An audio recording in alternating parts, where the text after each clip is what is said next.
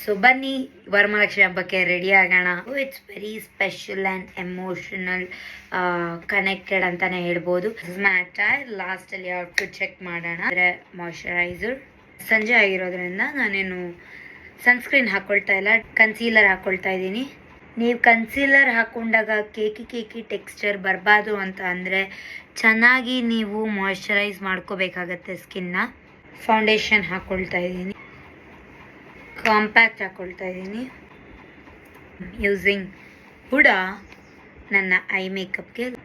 ಕಾಜಲ್ಗೆ smash ಬಾಕ್ಸ್ದು ಮಸ್ಕರ ಹಾಕ್ಕೊಳ್ತಾ ಇದ್ದೀನಿ. ನನ್ನ ಐಬ್ರೋಸ್ ತಿಕ್ಕಾಗಿರೋದ್ರಿಂದ ನಾನು ಏನೂ ಮಾಡ್ತಾ ಇಲ್ಲ, ಜಸ್ಟ್ ಕೂಮ್ ಮಾಡ್ತಾ ಇದ್ದೀನಿ. So this is the blush, rare ಬ್ಯೂಟಿದು. ಕೈಯಲ್ಲೇ ಬ್ಲೆಂಡ್ ಮಾಡೋಕ್ಕೆ ನನಗೆ ಇಷ್ಟ ಆಗುತ್ತೆ. ಸ್ವಿಸ್ ಬ್ಯೂಟಿದು ಲಿಪ್ ಲೈನರ್ ತೊಗೊಂಡಿದ್ದೀನಿ. ಬ್ಯಾಂಗಲ್ಸ್ ನಮ್ಮಮ್ಮದು. ಈ ಚೈನ್ ನಂದು. ಅಮ್ಮ ಹೊಟ್ಟೆಯಲ್ಲಿ ನಾನಿದ್ದಾಗ ಅವರ ಸೀಮಂತಕ್ಕೆ ಹಾಕೊಂಡಿದ್ದ ಒಂದು ಸ್ಯಾರಿ ಇದು.